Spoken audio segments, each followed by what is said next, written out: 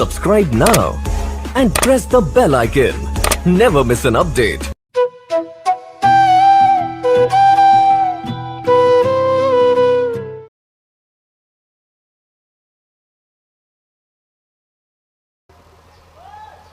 उनका विवाह होता है और उन्होंने आगे तस्याम हवा आत्मजान स राजवर आग्नेद्रो नाविकिम पुरुष हरिवर्ष इलावृत रम्यक हिरण्यक कुरुभद्र अश्वकेतुमाल संज्ञान नवपुत्रान अजनयत। उन्होंने इस तरह से नाभि इत्यादि 9 पुत्रों का जन्म दिया, जो मैंने अभी आपको बताया। इनमें पित्रा विभक्ता, पिताजी ने विभाग कर दिया सबका। आत्मतुल्य नामानि यथावाग जम्बुद्वीप वर्षाण बुभुजु। इन 9 पुत्रों को जिसके जैसे जैसे नाम थे उन नामों के आधार पर जम्बू द्वीप का 9 द्वीपों में विभाग कर दिया, जो कि भारत वर्ष एक विशेष विशेष जैसे हो गए। संपरेते पितरदि नव भ्रातरो मेरु दुहित्री ही मेरु देवी। पिताजी तो फिर इनके चले गए, क्योंकि ये हमारी परंपरा है। जैसे ही पुत्र अधिकारी हो जाता है, पिता जो है राज्याभिषेक करके उसको अपना जो भी राज्यभार है, जो भी अपनी संपत्ति है, वो सब कुछ उसको सौंपता है और चल देता है। यहाँ भी वैसा ही आग्निद्र जी ने किया है। मेरु देवी की पत्नी में, जिसका नाम ही है मेरु की दुहित्री मेरु देवी थी, उसके साथ में इन्होंने भी विवाह किया। और जिसका नाम था देववी, उसके बाद में उसके भी पुत्र संतान इत्यादि हुई है।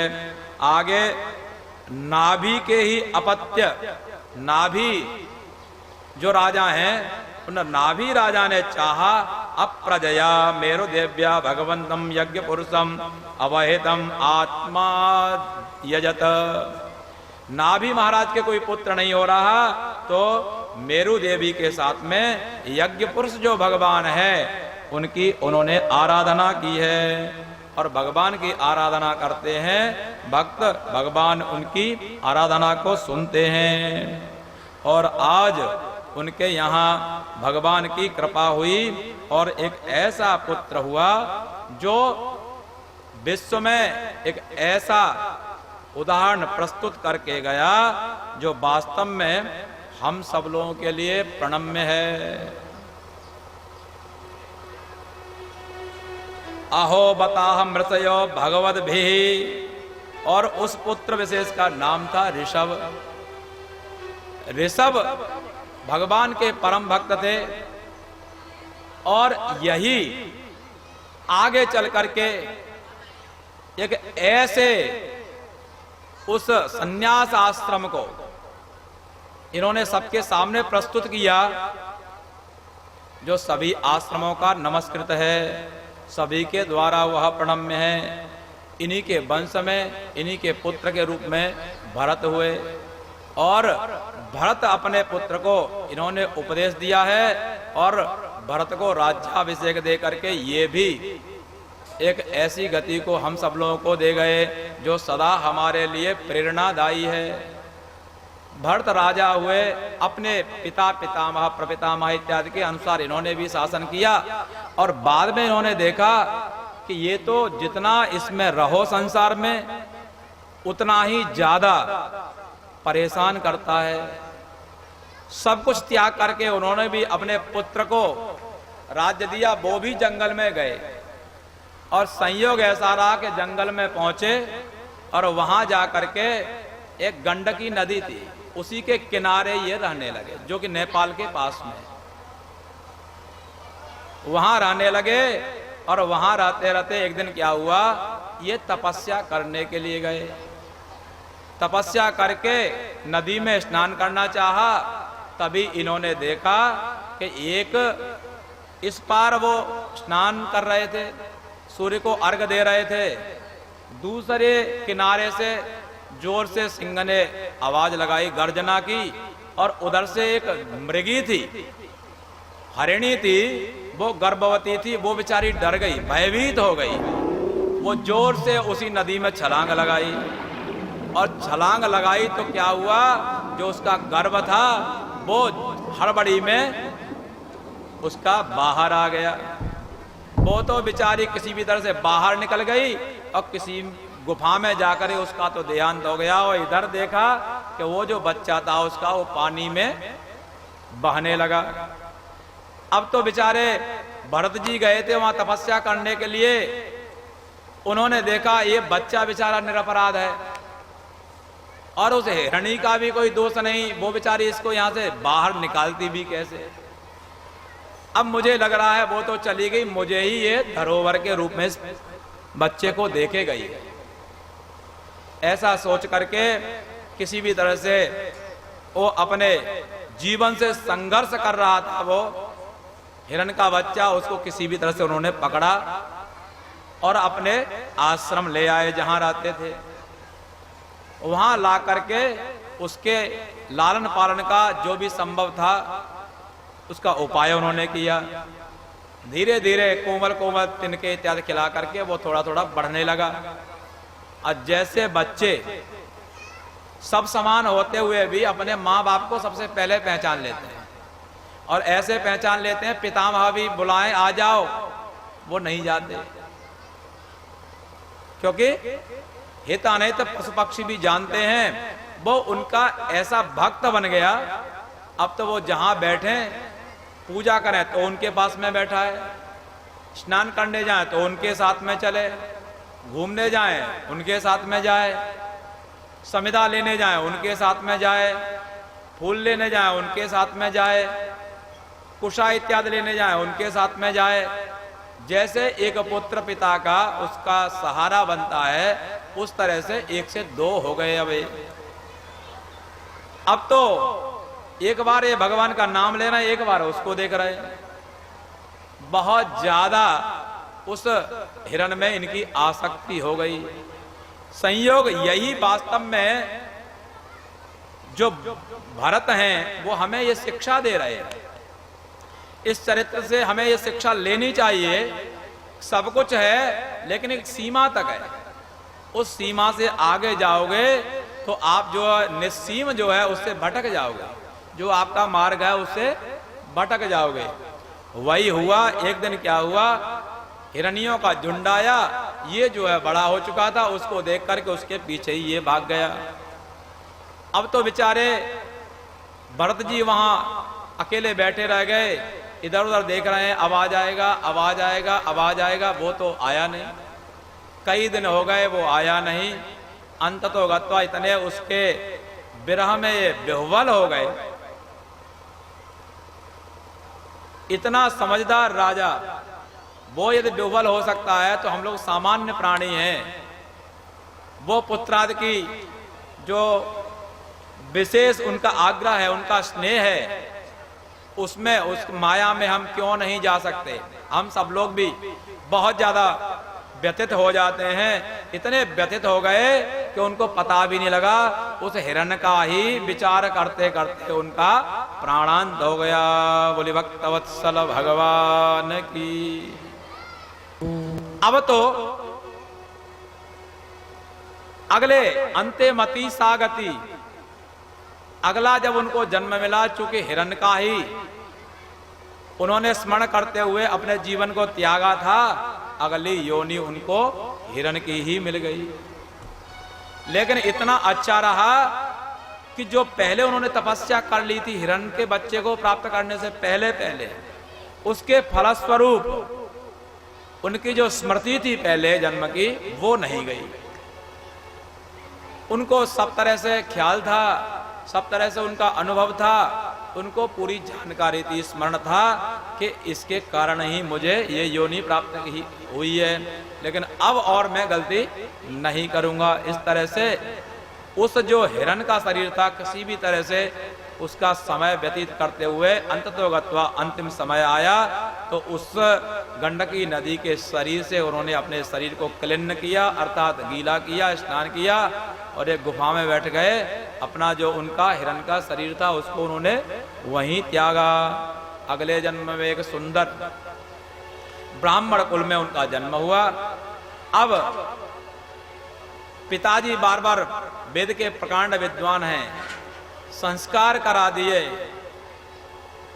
जो वेद माता गायत्री है उसका उपदेश करते हैं, लेकिन ये दोबारा और उसको पढ़ना ही नहीं चाहते, क्योंकि इन्होंने उन 2 जन्मों में अच्छी तरह से देख लिया है। संयोग वसात इनको लोग भरत ही कहने लगे, लेकिन ये भरत ऐसे रहे कि जो भी कोई कुछ कहे उसको समझे ही नहीं, तो लोग इनको कहने लगे जड़ भरत। जड़ माने मूर्ख, ये तो मूर्ख भरत है। पिताजी तो चले गए, जब ये बच्चा पढ़ता नहीं, सबका समय आता है। भाइयों ने बहुत समझाया बुझाया, ये अपने कर्तव्य करणीय थे उनसे टस से मस नहीं हुए। भाइयों की पत्नियां आ गईं, रोज रोज कौन खिलाए, मोटी मोटी जैसी मिले वो अपना इनको दे दें। भरत जी उसके बाद में भी संतुष्ट थे, कोई दिक्कत नहीं थी,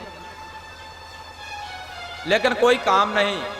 भाइयों ने कहा घर में ऐसे ही पड़ा रहता है, बैठा रहता है, कुछ करता वर्ता है नहीं, एक काम कर, वो जो हमारा खेत है ना, उस खेत में चारों तरफ से मेड़ बांध के आ जा।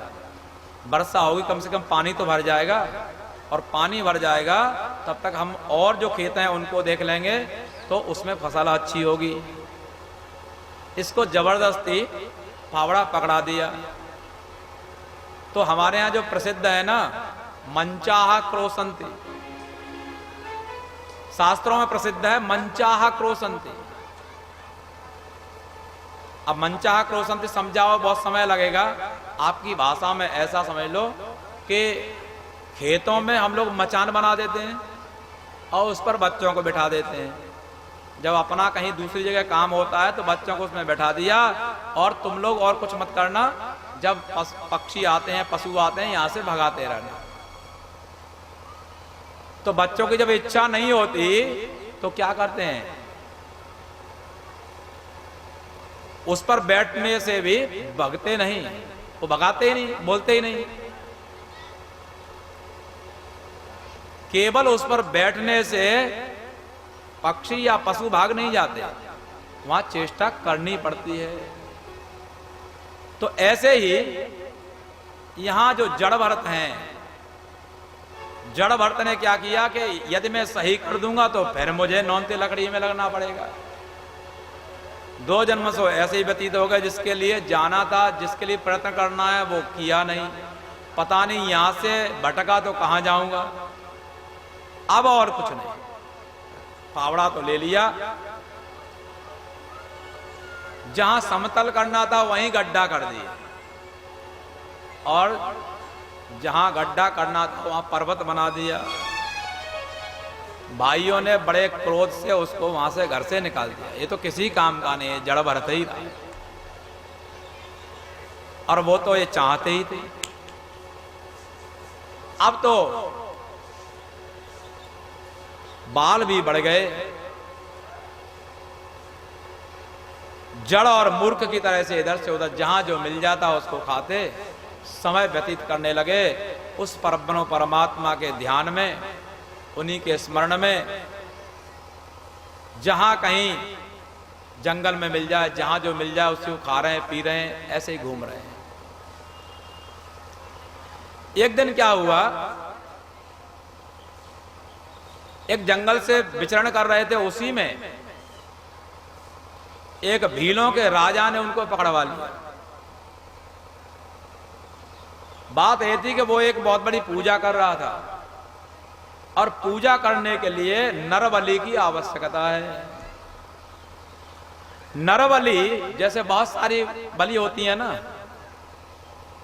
अश्वन्नैव गजन्नैव व्याघ्रम नैव च अजापुत्र बलिम दद्यात् दैवो दुर्बल घातकः। शेर की कोई बलि नहीं चढ़ाता, हाथी की कोई बलि नहीं चढ़ाता, घोड़े की बलि नहीं, बेचारे निर्बल को बकरी के बच्चे को पकड़ लिया जाता, तू आ जा, उसकी बलि दे दी जाती है। वास्तव में ये जो बलि का प्रकरण है ना, मैंने पहले एक दिन आपको संकेत किया था, आप इसके विषय में विचार करोगे तो बलि का विधान वास्तव में शेर का भी, चीते का भी और बहुत सारे जो खूंखार जीव हैं उनका भी है, लेकिन वहां तो सामर्थ्य है नहीं, कमा सकते नहीं, कुछ कर सकते नहीं, बाप की संपत्ति है चलो ले लो और एक ले आओ, निर्बल है। अरे घर में महिलाओं के ऊपर अत्याचार करना ये जो है बुद्धिमत्ता और बलवत्ता नहीं है। भगवान ने आपको शरीर दिया है, भगवान ने आपको शक्ति दी है, भगवान ने आपको बुद्धि दी है, भगवान ने आपको समझदारी दी है, ज्ञान दिया है, आंखें दी हैं, सब कुछ दिया है। चार हाथ किसी के नहीं है, हम लोग भी सब आप ही जैसे हैं। प्रयत्न करोगे भगवान सहायक होंगे, सब कुछ प्राप्त होगा। तो ये अबलाओं को क्यों परेशान करते हो?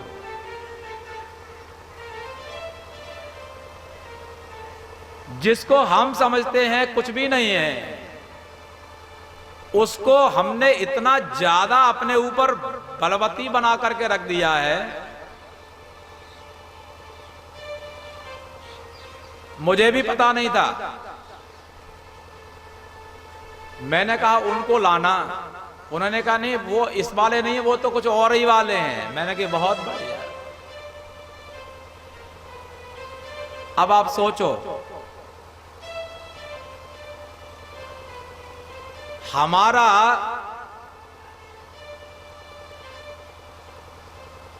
शासन है वो कोई दूसरा कर रहा है, चेतन को जड़ शासन कर रहा है। कितनी बड़ी विडंबना की बात है। संकेत मेरा समझ गए नहीं? थोड़ा थोड़ा समझ गए, जितना समझे उतना पर्याप्त है। जिनके लिए कहा जा रहा है वो समझ गए होंगे। जड़ चेतन पर शासन कर रहा है, जबकि होना यह चाहिए चेतन जड़ पर शासन करता है। हम ऐसे दुर्गुणों के आदी हो गए कि दुर्गुण हमारा संचालन करने लगे। पहले तो हम पीते थे, अब वो हमें पी रही है। आप समझ गए? इसलिए इनसे बचना चाहिए। जड़ भरत कोई नहीं मिला तो इन्हीं को पकड़ लिया लोगों ने। बलि के लिए बोले ये हृष्ट पुष्ट तंदुरुस्त हर तरह से ठीक ठाक है, ये सही है। 10 लोग इकट्ठे हो गए, पकड़ लिया जबरदस्ती,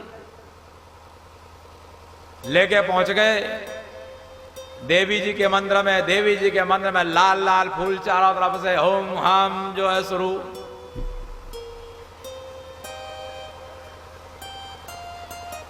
नहलाया धुलाया खिलाया, खूब खाया पिया,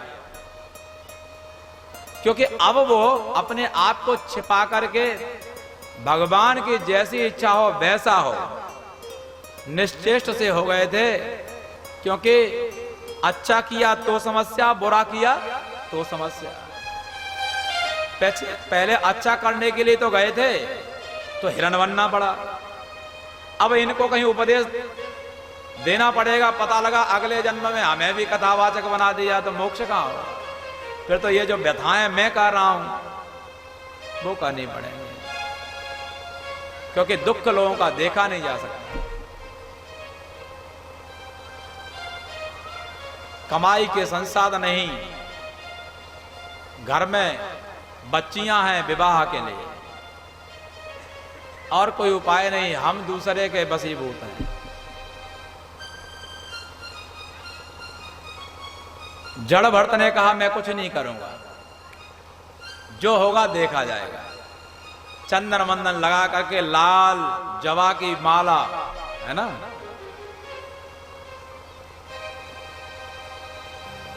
लाल लाल माला पहना दी, गुड़ल फूल, उसको बंगाल में जवा बोलते हैं, पहना करके लाल लाल चंदन वगैरह लगा कर, टीका लगा करके उनको देवी जी के पास में पहुंचाया। उत्सर्जन हो गया। और जो घातक है, घातक माने जो गणासा लेकर के तैयार, जैसे ही गणासा वहां देने के लिए हुआ, सैव चचाट सैव देवी भद्रकाली, जोर से शब्द करती हुई वह देवी भद्रकाली की मूर्ति में से सामने और उस गणासा को स्वयं ले लिया। जितने वहां थे उन सबको पहले समाप्त किया, अनुयायी थे उनको समाप्त किया, जितने भी रक्षक थे उन सबको समाप्त किया। देवी जी ने आज जड़भद्र जी को सुंदर दर्शन दिया, निर्भय हो गए, क्योंकि हर परिस्थिति की एक सीमा होती है। उस सीमा से ऊपर जाने पर त्रिभिर वर्षैहि त्रिभिर मासैहि त्रिभिर पक्षैहि त्रिभिर दिनैहि अत्युत्कटैः पुण्य पापैर्हैव फलमश्नुते। ध्यान से सुनिए, ज्यादा अत्यंत क्रूर कर्म या बहुत ज्यादा शुभ कर्म, दोनों तरह के ही यदि आपने कर्म किए हैं तो बहुत ज्यादा अच्छा हो गया तो या बहुत ज्यादा बुरा हो गया हो तो उसका फल आपको 3 वर्ष में भी प्राप्त हो सकता है, और ज्यादा हो गया तो 3 महीने में भी हो सकता है, और ज्यादा अच्छा या बुरा हो गया तो 3 पक्ष में भी हो सकता है, और ही ज्यादा हो गया तो त्रिभिर दिनैहि 3 दिन में भी आपके सामने आ जाएगा।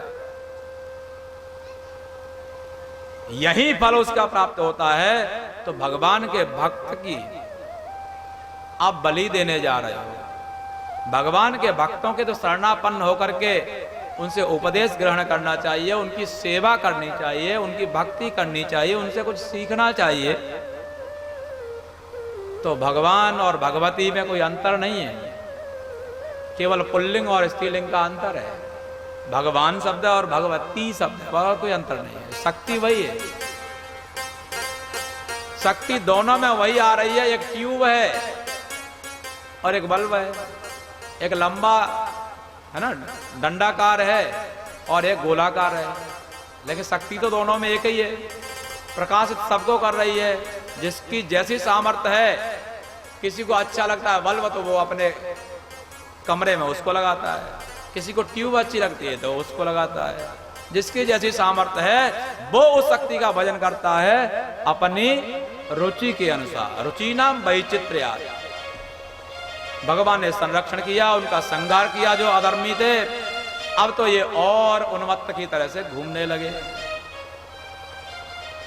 एक दिन एक राजा था सिंधु सौवीर नरेश, वो उपदेश देने के लिए गुरु जी के यहां जा रहा था। पालकी में बैठा हुआ था और उस पालकी को 4 जो है कहार थे वो ढो रहे थे। कहारों ने कहा, मोरे महाराज हम में से एक जो है बीमार ज्यादा हो गया है, इसकी तबीयत ठीक नहीं है, तो पालकी अब ले जाना संभव नहीं है, थोड़ा सा आप यहां विश्राम करो। राजा ने कहा तब तक किसी दूसरे को पकड़ लो। संयोग बसात ये वहां घूम रहे थे, इनको ही रष्ट पुष्ट देखा तो इनको ही पकड़ लिया। बोले चलो राजा की सेवा में। अब जैसे वहां बलि के लिए चले गए वैसे यहां भी आ गए। जो करना है, हम तो आकाश वृत्ति में हैं, आपकी शरण में है, जो आपको करना है वो करो, उचित हो अनुचित हो जो भी समझो आपका। इस तरह से उनकी शरण में आ जाते हैं और शरण में उनकी में आ गए तो लगा लिया पालकी में। पालकी में लगा लिया तो वह जो रहुगण है वो बैठा था पालकी में, ये जो वहन कर रहे थे पालकी को। तो पालकी में जो बैठा हो वो जानता है, पालकी में जब सभी लोग समान चलते हैं तब तो ठीक है, और कोई एक थोड़ा ऊपर नीचे ज्यादा करे तो पालकी में जो बैठा हुआ है उसका सिर पीछे बल्ली से धड़ाम से लगता है। नीचे तब तक आगे कुछ चींटियों की पंक्ति एक जा रही थी, वो नीचे इन्होंने देख लिया तो कहीं चींटी ना मर जाए, इसलिए उन्होंने थोड़ा सा उछल करके आगे पैर रखना चाहा कि रघुगण राम से पीछे से उनका सिर लगा। एक बार को बेचारा झंझना करके रह गया, कोई बात नहीं। कुछ देर के बाद में फिर वैसा ही हुआ तो भी शांत रहा। अब तो ये तो बार बार हो। उसने कहा क्या बात है भाई, इतने तो थके नहीं हो, क्या चक्कर है? बोले नहीं महाराज हमारा कुछ नहीं, ये नया जो आया है ये कूद रहा है। राजा ने कहा हाँ ये तो बड़ा दुर्बल भी दिखाई दे रहा है। व्यंगर में कहा हृष्ट पुष्ट को दुर्बल कहो तो क्या है। अब सावधान होकर के चलना, अब मत करना। कई बार चोट लग चुकी है, लेकिन ये कहां मानने वाले। थोड़ा सा और आगे चले फिर वही स्थिति। अब की बार तो तिल में ला गया राजा। उसने कहा देखो इस बार भी मैंने माफ किया, आगे यदि हुआ तो तुम्हारी अच्छी तरह से मैं जो है चिकित्सा कर दूंगा।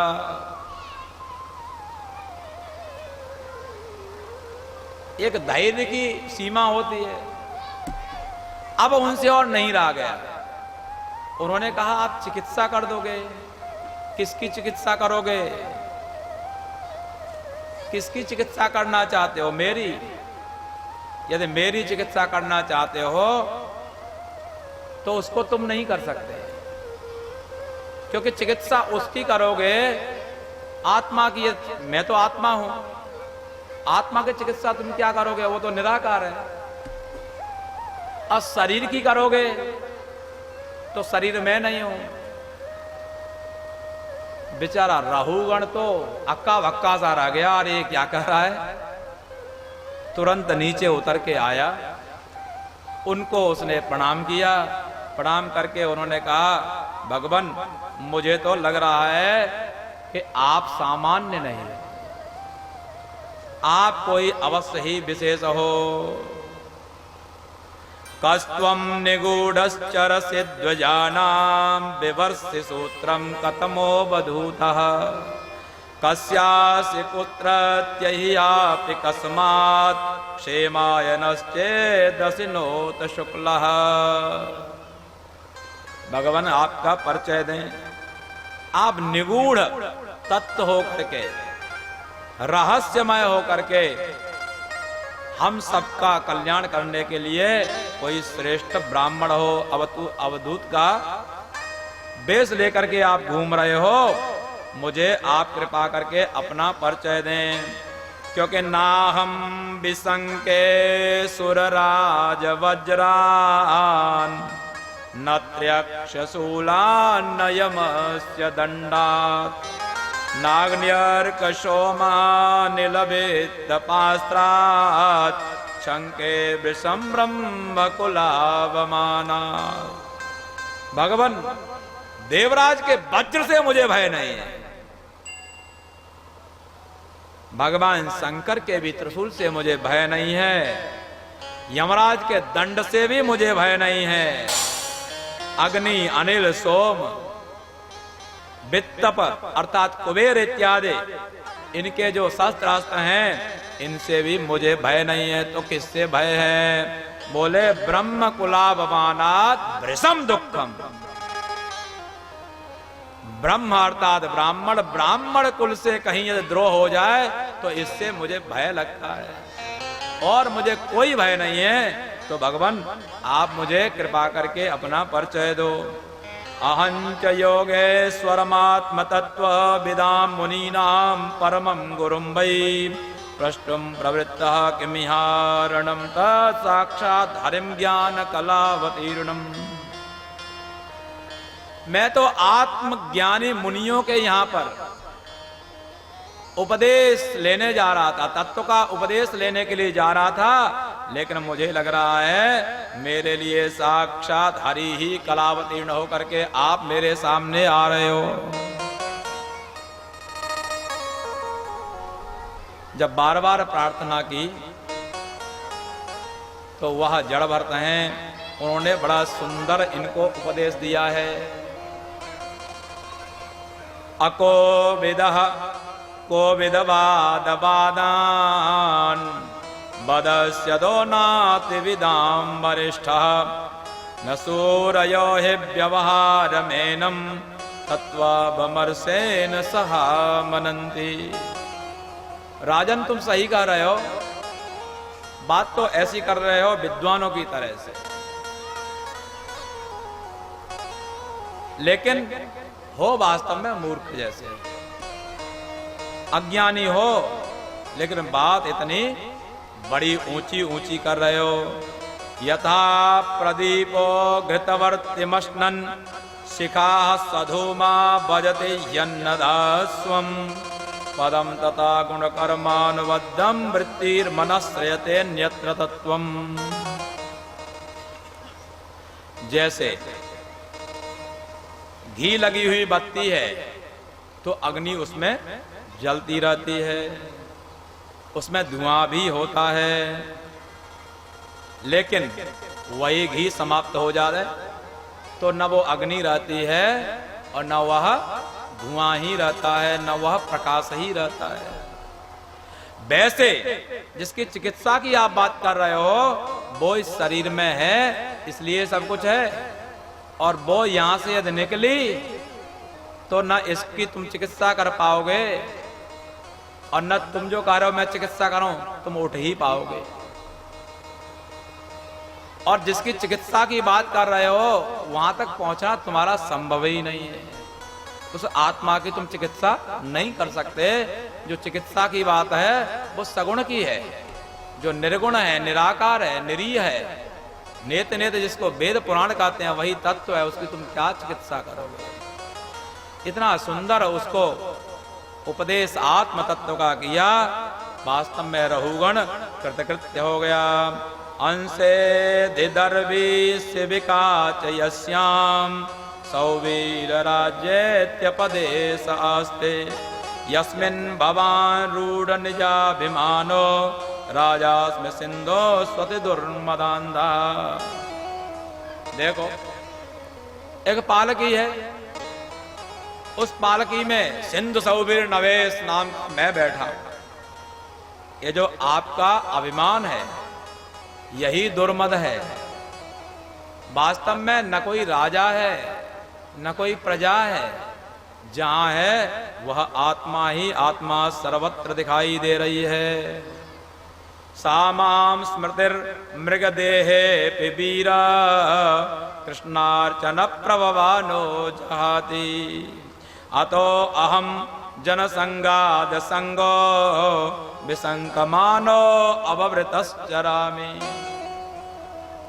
अपना परिचय देते हुए उन्होंने उपदेश के बाद में कहा वह पूर्व में स्मृति मृग शरीर में मेरी रही। पूरा अपना चरित्र उन्होंने फिर बताया।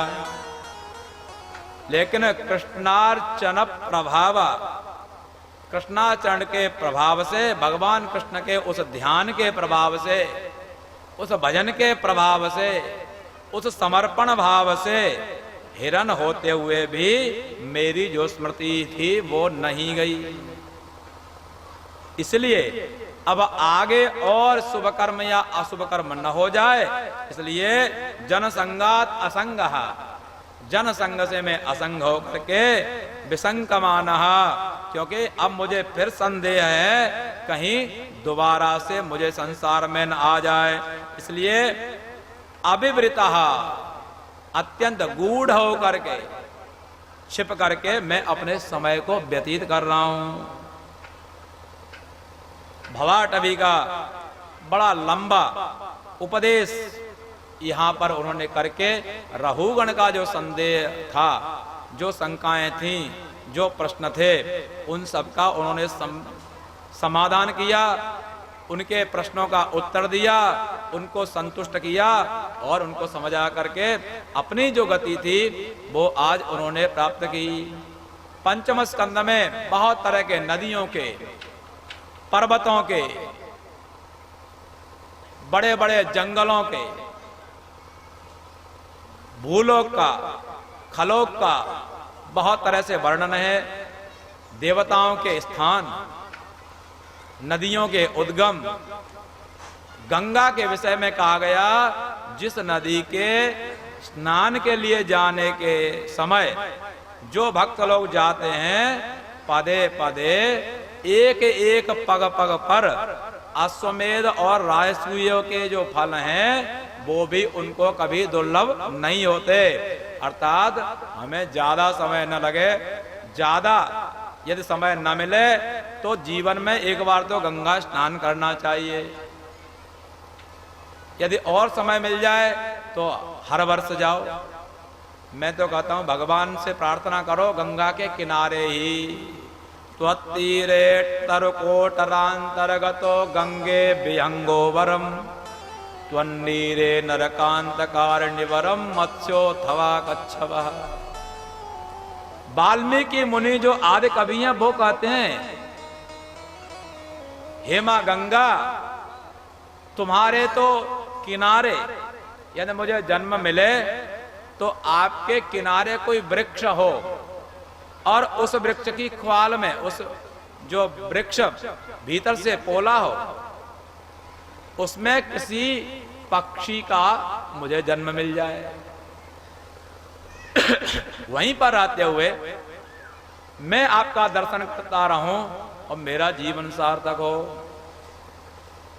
यदि वैसा नहीं कर सको, जल जंतु बनाना है तो मत्स्योथवा कच्छपः, मछली कछुआ जो भी बना देना, मुझे मनुष्य के जीवन की जरूरत नहीं है, लेकिन गंगा जी आप में मेरा जीवन हो जाए, चाहे मछली बन जाऊं चाहे कछुआ बन जाऊं।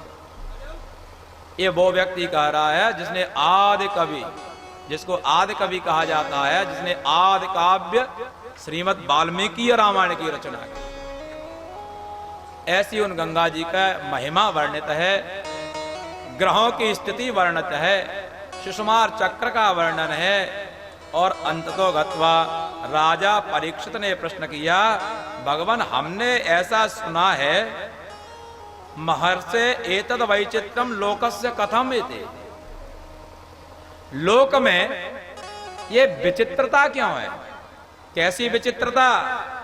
बोले विचित्रता ये है गोविंद हरे गोपाल हरे,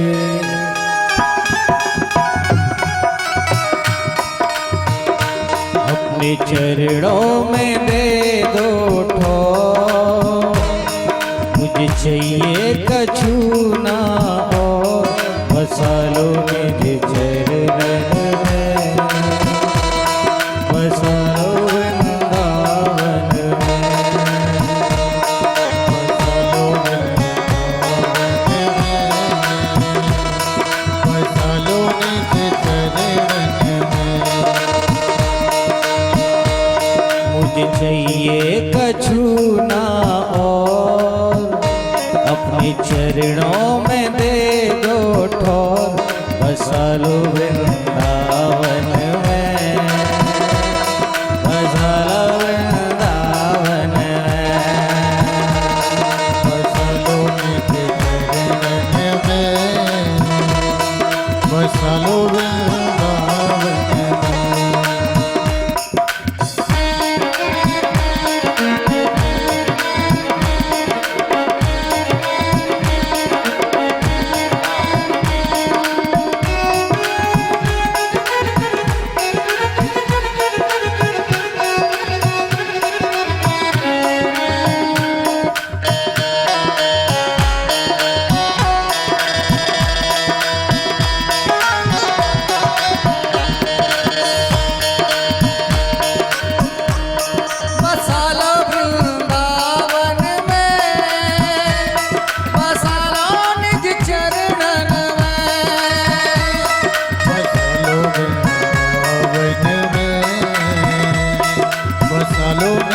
चरणन में। चाहे गोपी ग्वाल बना दो, चाहे गोपी ग्वाल बना दो, चाहे गोपी ग्वाल बना दो, चाहे गोपी ग्वाल बना दो, लता पता चाहे डाल बना दो, लता पता चाहे डाल बना दो। मोहे ब्रज का बनैयो मोर, मुझे ब्रज का बनैयो मोर, बसालो निज चरणन में, बसालो वृंदावन में, बसालो निज चरणन में, बसालो वृंदावन में।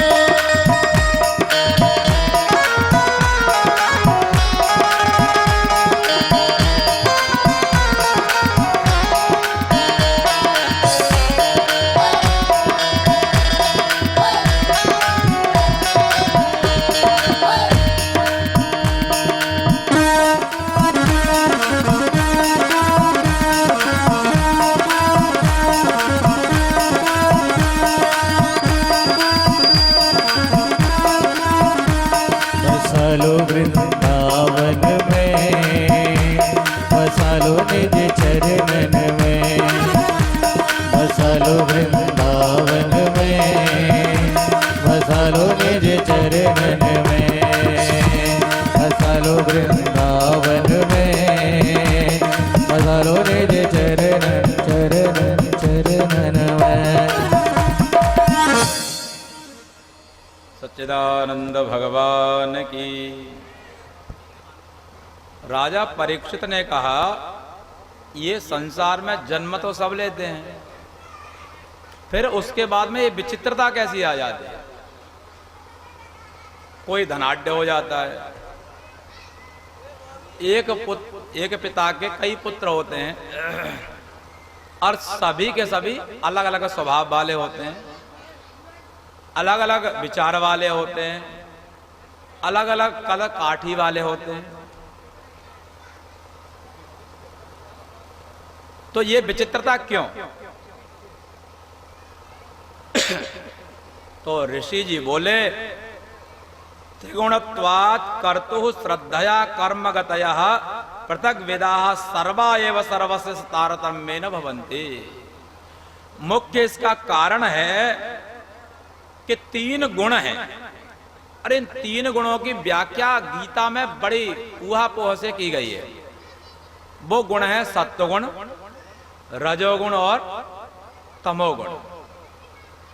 इन 3 गुणों के कारण ही किसके जीवन में रजोगुण की महत्ता है। ध्यान दीजिए, तीनों गुण ही हर व्यक्ति में हैं।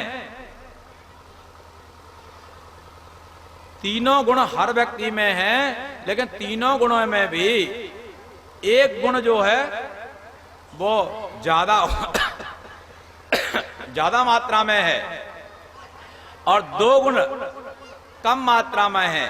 अर्थात जैसे सत्वगुण जिसमें ज्यादा है, रजोगुण और तमोगुण कम है, वो सात्विक व्यक्ति होता है और उसको भगवान की पूजा है, भगवान की कथा है, भगवान के भक्तों के चरित्र हैं, उत्सव हैं, मंदिर हैं, ये सब उसको बहुत अच्छे लगते हैं। जो रजोगुणी है, अर्थात रजोगुण की महत्ता है, रजोगुण ज्यादा है, मात्रा ज्यादा है जिसके जीवन में, और सत्वगुण और तमोगुण कम है, उसको खाने पीने में, पहनने में और पियो खाओ, उसको और कुछ नहीं दिखाई देता। सुबह से शाम वही चाहिए।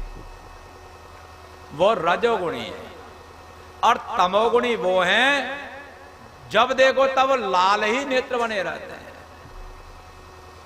तमोगुण जो है उनमें महत्व रखता है, ज्यादा है, और रजोगुण और सत्वगुण उनमें मात्रा में कम है, इसलिए ऐसा हो जाता है। और वही कारण है कि इस संसार में जो तारतम्य है वो अलग अलग दिखाई देता है, सब एक जैसे नहीं दिखाई देते। राजा ने अगला प्रश्न किया, नरका नाम भगवान किम देश विशेषा अथवा बहिस्तलोक्या आवश्यक अंतरालय। बोले नरक हमने सुना है कि नरक में जाओगे, ऐसा काम करोगे तो ये, ऐसा काम करोगे तो ये। तो श्री सुखदेव जी महाराज जो परावर विदु हैं, उनसे वो पूछ रहे हैं राजन कि वास्तव में ये नरक कौन है, कोई देश विशेष है क्या, जैसे अमेरिका है, जैसे अन्य बहुत सारे हॉलैंड इत्यादि देश हैं, अपने ही पड़ोसी बहुत सारे देश हैं। तो वो नरक नाम का कोई विशेष देश है अथवा बहिस्त्रलोक्या, ये त्रिलोकी से कहीं बाहर है, या इसमें भीतर ही अंतराल है, या इसके भीतर में। तो श्री सुखदेव जी महाराज कहते हैं, राजन वास्तव में तो नरक यमराज के यहां पर हैं, लेकिन उसके साथ साथ में अत्रैव नरकः स्वर्गः, यहां भी स्वर्ग और नरक दोनों हैं। भगवान कपिल जी ने इसको बड़ा स्पष्ट किया है वहां, यत्र भाव भगवान पितृराजो विवस्वतः शुभशयं प्रापितेषु स्वपुरुषै जंतुषु संपरेतेषु यथा कर्मावद्यम दोषम एव अनुल्लंघित भगवच्छासनः सगणो दमं धारयते। हाँ, ये नरक हैं जिनका शासन यमराज स्वयं करते हैं और निरालस्य होकर के करते हैं। भगवान ने उनको एक विशेष नियम बना दिया है, उनको दायित्व दे दिया है, और उसका वो पूर्ण रूप से सदा सचेष्ट होकर के, कटिबद्ध रहते हुए, सुसज्जित होकर के उसका पालन करते हैं। कभी किसी के साथ में वो कभी ऐसा नहीं, पक्षपात नहीं करते, जिसका जैसा कर्म है उसको वो वैसा ही फल प्रदान करते हैं। तत्र हाइके नरका नेकोन विंशति गणयन्ते, वहां पर 21 तरह के नरक हैं। कितने तरह के हैं? 21 तरह के नरक हैं, लेकिन भयभीत मत हो, ये तो आप लोगों के लिए सुनने के लिए है, क्योंकि भक्तों को पहले ही बता दिया है, भक्तों के लिए यमराज के दूत नहीं आते। भगवान ने पहले ही यमराज को बता दिया है, और यमराज ने अपने दूतों को पहले बता दिया है। बदत यमः खलु तस्य कर्णमूले, अपने भक्तों के, अपने जो दूत हैं उनके कान में जाकर कहते हैं, जो भगवान के भक्त हैं उनका मैं स्वामी नहीं हूं, तदितर जो लोग हैं अर्थात भगवान की भक्ति से जो विमुख हैं, ऐसे लोगों को ही मेरे पास में लाना, और जो मेरे पास में नहीं आते, भगवान के भक्त हैं, उनके पास में तुम मत जाना, नहीं तो लेने के देने पड़ जाएंगे। तो इसलिए जहां तक भी दृष्टि है, जहां तक भी शब्द जा रहे हैं, जो सुन रहे हैं, वो भगवान के परम भक्त हैं, उनके लिए कोई भी नरक नहीं है। जेल बनी है, जेल, तो जेल से भय नहीं होता ना, क्योंकि सबके लिए जेल नहीं है। जो अपराधी हैं उनके लिए जेल है। बोले भक्तवत्सल भगवान की जय। तो भगवान के भक्तों के लिए नरक नहीं है, लेकिन सुनोगे तो कभी कभी, और आप लोगों के लिए सुनाने की भी जरूरत नहीं, जो काम की बात नहीं उसको क्या सुनाना, लेकिन उनको सुना रहे हैं जो पांडाल में नहीं है, बाहर है, उनको भय है कहीं हमें, हमारे ऊपर दृष्टि पड़ गई तो भयभीत है, तो तुम वहीं से सुन लो। और आप ही सुन लेना क्या है, क्योंकि वो जो भी हैं वो आप ही के हैं, है ना। इसलिए थोड़ा थोड़ा सुन लो, ज्यादा नहीं। घड़ी तो पहले से ही बता रही समय है लेकिन वो नरक ऐसे हैं, उनकी व्याख्या करते हुए श्री सुखदेव जी महाराज कहते हैं वो हैं तामिश्र, अंधतामिश्र, रौरव, महारौरव, कुंभीपाक, कालसूत्र, असिपत्रवन, शूकरमुख, अंधकूपः, कृमिभोजन, संदस्सः, तप्तसूर्मिः, वज्रकंटक सालमली और बैतरणी, पूयोदः, प्राणरोधः, विशसन, लालाभक्षः, सारमेयादन और मवीच, मवीच अयः पानम इति। इस तरह से नरक अलग, और एक एक नरक की उन्होंने व्याख्या की। जिनका जैसा नाम है वैसा ही उसमें यातनाएं दी जाती हैं, और उसमें कौन जाता है, उसका पात्र कौन है ना। सर्टिफिकेट जिसके पास में है उसी को तो वहां भेजा जाएगा। यहां से जाते समय एक सर्टिफिकेट दे दिया जाता है, कितना नंबर है इसके पास, तुम इधर जाओ, तुम इधर जाओ। कौन कौन कहां कहां कैसे जाते हैं। एक तो तामिश्र है,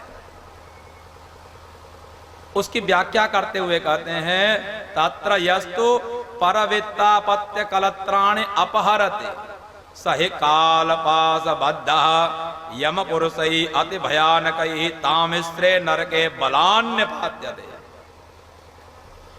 जो दूसरे के वित्त, पैसा, दूसरे के पुत्र, दूसरे के कलत्र माने स्त्रियां, इनका अपहरण करता है। अरे दूसरे के पुत्रों को गलत रास्ता दिखाना भी उसका अपहरण नहीं है। ये सत्य है कि उसके पिता ने जो दुर्गुण है पुत्र को नहीं सिखाए, किसी दूसरे ने सिखाए हैं, तो ये भी उसको भटकाना उसका अपहरण ही है। तो इस तरह के जो लोग हैं वो लोग कालपास बद्ध, यमराज के दूत उनको कालपास में बांध लेते हैं। जो भटकाने वाले, अपहरण करने वाले उनको, और यम पुरुष अति भयानक अंधतामिश्र नरक में उनको डाल देते हैं। बंधे पड़े रहो, यहां अंधकार ही अंधकार है। अनशन, अनुदपान, अब डाल दो बांध करके तो उतने से काम थोड़ी चल रहा है। कितना घोर आपने अपराध किया है, वहां भोजन नहीं मिलता, अनशन होता है। बोले पानी पीने के लिए मिल जाता होगा, कुछ लोग पानी पी करके जी लेंगे। बोले अनुदपान है, वहां जल भी पीने के लिए नहीं है। तो कोई बात नहीं, कुछ दिन तो जी जाएंगे। नहीं, सुबह शाम पूजा भी होती है। पूजा किससे? डंडे वाली पूजा। कभी कभी व्यंजना व्यक्ति वृत्ति को भी समझो। अब तो बहुत दिन हो गए, कभी कभी डंडे से भी, कभी कभी क्या समय समय पर मान के चलो, उनके नियमानुसार डंडे से पूजा भी होती है। डंडे भी मार ले कोई, कुछ ना कहे तो कोई बात नहीं। संतर्जन, बार बार वो जो है हमें तर्जना देते रहते हैं, बार बार डांटते हैं, फटकारते हैं। यातना विर्यात्यमानो जंतुर यत्र कस्मलम आसादिता एक दैव मूर्छाम उपयादिताम पाए। इस तरह से वह पापी वहां पर बिना खाए पिए तर्जन इत्यादि को झेलते हुए, ताड़न इत्यादि को झेलते हुए बार बार मूर्छा प्राप्त करता रहता है, बार बार बेहोश हो जाता है, फिर उठा, फिर 4 डंडे लगाए। यही उसका काम होता रहता है। इसलिए हम ऐसी चीजों से बचें। यदि कथनचित किसी भी प्रकार से ऐसा कार्य हमसे हो गया है तो भागवत की शरण में आ जाओ। है ना, जो बाहर सुन रहे हैं उनसे कहा जा रहा है। भागवत आप लोग तो सब हो, तो भागवत की शरण में आ जाओ। जो दूर दूर भग रहे हो, यहां सारे कार्य जितना भी जो भी कुछ लिखा है ना वो पहुंच दिया जाएगा। हटो, अब तो ये भगवान के तिलक लगा के भगवान के भक्त हैं, इनके पास में यमराज के दूत नहीं जाएंगे। एवं एव अंधतामिस्त्रे, ऐसे ही अंधतामिस्त्र नाम का नरक है, वहां भी जो दूसरे लोगों का वंचना करते हैं, जो उनको ठगते हैं। दारादीन उपयुंक्ते यत् शरीरी निपात्यते यातनास्तो वेदनया नष्टमति नष्ट दृष्टि भवति। जो इस तरह का करते हैं उनको अंधतामिस्त्र में डालते हैं और वहां पर उनके शरीर को ऐसे काटा जाता है वनस्पति वृक्षमान मूलः, जैसे नीचे जड़ काट दी जाती है तो वृक्ष अपने आप गिर जाता है, फिर उनके अलग अलग शाखा प्रशाखा उपशाखा इत्यादि को जैसे काटते हैं, वैसे कुल्हाड़ी इत्यादि से कुठार से उनके अंग प्रत्यंग को छेदन किया जाता है। जो यहां पर रहते हुए प्राणियों से द्रोह करता है उसके लिए कहते हैं कुटुंब स्वकुटुंबम एव अनुदिनम प्रपुष्णाति सतदीय विहाय स्वामेव तदस्वेन रौरवे निपतति। जो दूसरे को छोड़ करके केवल अपने ही कुटुंब का भरण पोषण करता है, भाई हमें मनुष्य जीवन मिला है तो केवल अपने ही भरण पोषण के लिए मिला है क्या? हमारे जीवन के साथ साथ में बहुत सारे कर्तव्य हमारे हैं। समाज के लिए भी हमारा दायित्व है। अपने वहीं के वहीं कूप मंडूक मत बने रहो, इससे और आगे चलो। और सुनो, आज मैं आपको सावधान कर रहा हूं नरक की बात सुना करके। नरक तो बहुत है, आपके लिए है नहीं, ये मैंने पहले ही बता दिया। कल से 11 बजे नहीं आए, जितना लेट हो गए उतनी गदा लेट जाएगा, मुझे मत करना। बोले शंकर भगवान की जय। बहुत तरह के हैं, जो जैसा पाप करता है उसको वैसे नरक में डाला जाता है। एक ऐसा नरक है सूची मुख बोलते हैं, पूरे शरीर को जैसे कपड़ा नहीं बुनते, सीते हैं जैसे सुई से, वैसे सी दिया जाता है। कहीं असिपत्र वन है, उस जंगल में जहां भी आप जाओगे वहां वृक्ष हैं, और वो वृक्ष ऐसे हैं कि उनकी शाखाएं उपशाखाएं कैसी हैं, सब में तलवार ही लगी हुई है। जहां आप गए वहीं से ऐसे हो जाएगा ऑटोमेटिकली। कभी हाथ कट गया, कभी पैर कट गया, कहीं कुछ कट गया, कहीं कुछ कट गया।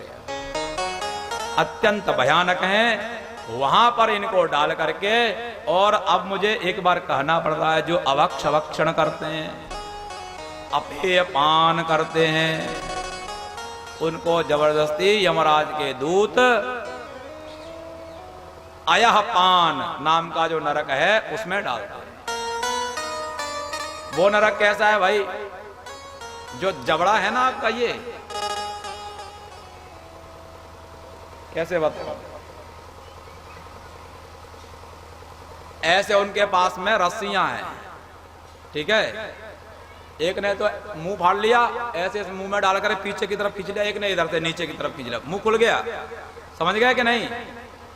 और खोलता हुआ जो लोहा है, खोलता हुआ लोहा देखा है पानी के समान, पानी के समान एकदम तरल लाल लाल, उस लाल लाल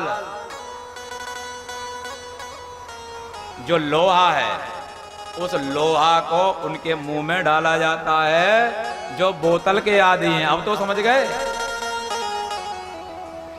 इसलिए अभी से भयभीत रहो, ऐसा मत समझो कि तुम ये जो महिलाएं हैं, ये जो अबलाएं हैं, ये निष्पाप पुत्र हैं, ये निर्दोष घर वाले कुटुंब वाले हैं, इनको धोखा दे रहे हो। उनको तुम क्या धोखा देगो? उनका तो अपना भाग्य उनके साथ में है, ये तुम स्वयं अपने आप को धोखा दे रहे हो और अभी भी स्पष्ट नहीं समझ पाए तो आगे समझना भी संभव नहीं है। ये आप अपने लिए गड्ढा खोद रहे हो। बहुत कुछ कहा जा सकता है, समझदारों के इशारा काफी है। भगवान का नाम सबको पवित्र करे। इन्हीं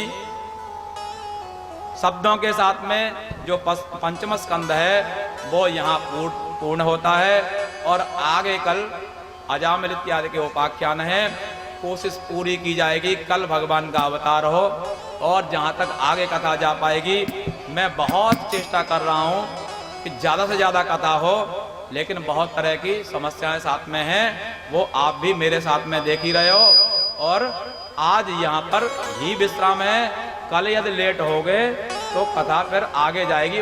मेरा उसमें दोष मत बताना, क्योंकि मैंने आज आपको सचेत कर दिया है। बोले गोविंद भगवान की जय। वहीं पे बैठ जाओ, वहीं पे बैठ जाओ। देखो सबका फोटो वाले फोटो ले रहे हैं, खड़े होकर के किसी का फोटो नहीं आता है, इसलिए बैठ करके फोटो खिंचवाइए। सभी लोग बैठे रहे। ओम ज्वाला मालिनी नमः, ओम रत्नेश्वरी नमः। सभी लोग अपने आसन पर बैठे रहे, कोई खड़ा नहीं होगा आज। सभी लोग बैठ जाएं, जो जहाँ हैं आरती के बाद ही खड़े होंगे। ओम चंद्रमा मनजो जात जक्षो जोर्जो अजायत शोद्राद वायुश्चवराणस्य मुखादग्निरजायत। श्री बाके बिहारी तेरी आरती गाऊं,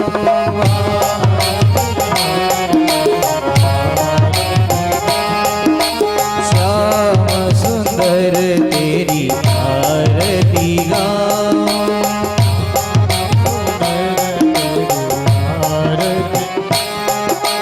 मोर मुकुट तेरे सिर पर सो है,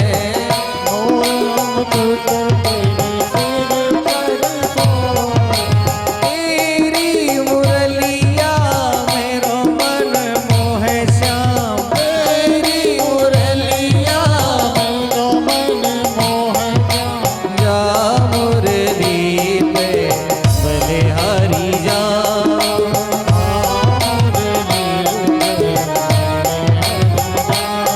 श्री बाके बिहारी तेरी आरती गाऊं।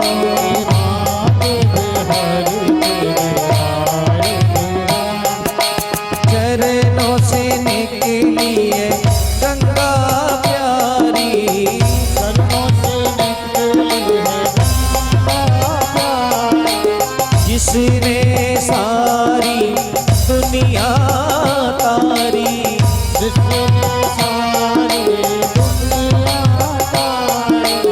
उन चरणन के दर्शन पाऊं,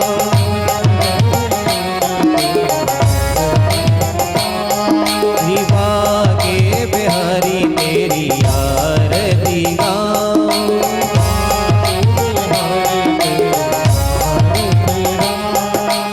श्री हरिदास के प्यारे तुम, श्री हरिदास के प्यारे तुम, मेरे मोहन जीवन धन हो, मेरे मोहन जीवन धन हो।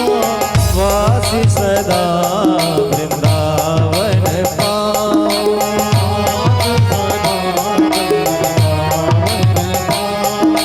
दास अनाथ के नाथ आप हो, दास के नाथ आप हो। सुख दुख जीवन साथ आप हो, सुख दुख जीवन साथ आप हो।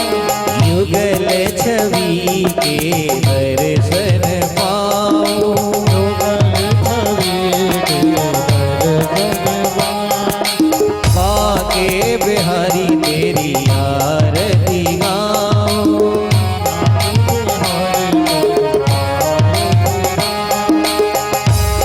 हरि संग में सोहे रस भानु दुलारी,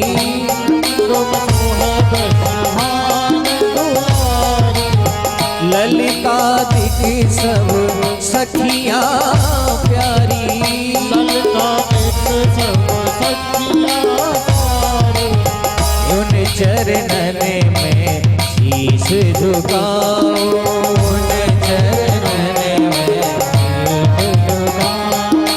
तो कोई श्याम सुंदर जी की आरती गाए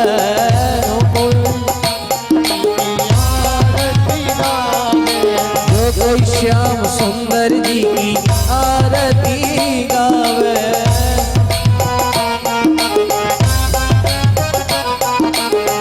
बस बैकुंठ परम पद पावे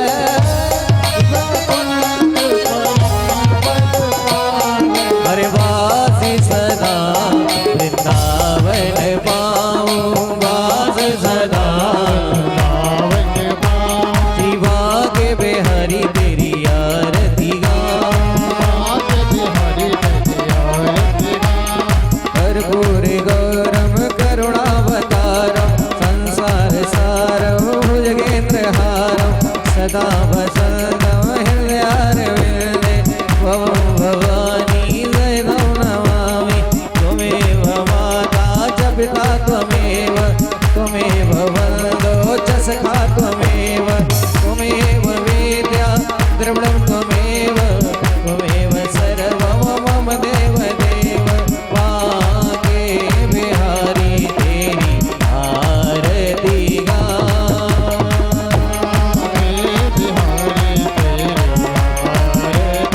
तेरी आरती तेरी आरती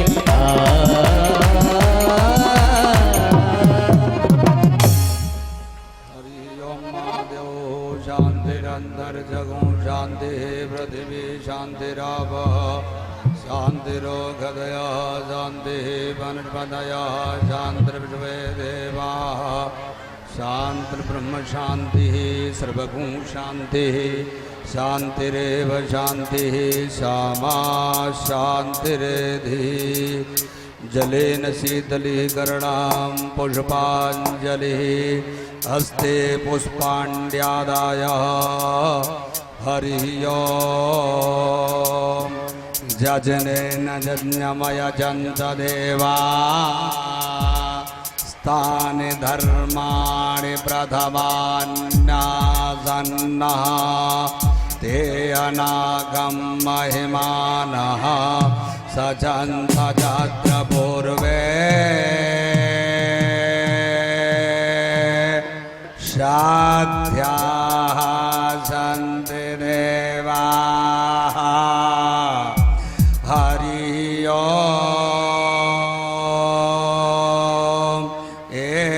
एकदन्ताय विद्महे वक्रतुण्डाय धीमहि नो दान्ते प्रचोदयात् हरिः ओम्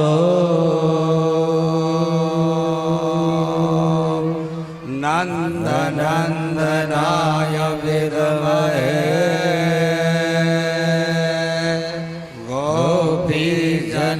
गोपीजनवल्लभाय धीमहि तन्नो श्रीकृष्णः प्रचोदयात् हरि ओम् वृषभानुजायै च विद्महे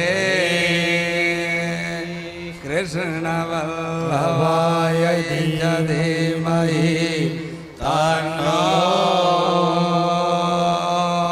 श्रीराधा प्रचोदयात् सेवन्तिका वकुलजं भगवान् लाव जय पुन्ना गजाद करवीर रसाल बोस वही बिल्व प्रबाल तुलसी दल मंजरे त्वं पूजयामि जगदीश्वर मे प्रसीद नाना सुगंध पुष्पाणि यथा कालोद्भवान् च पुष्पाञ्जलिर्मया तप्तो गृहाण परमेश्वर मंत्र पुष्पाञ्जलिं समर्पयामि।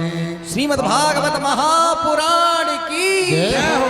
धर्म की जय हो अधर्म का विनाश हो प्राणियों में सद्भावना हो विश्व का कल्याण हो सत्य सनातन धर्म की जय हो सत्य सनातन धर्म की जय हो बोले गौ माता की जय हो गौ हत्या बंद हो भारत वर्ष की जय हो बोले सदगुरुदेव भगवान की जय हो बोले भक्ति और भगवान की जय हो जय जय श्री राधे जय जय श्री राधे जय जय श्री राधे हर हर महादेव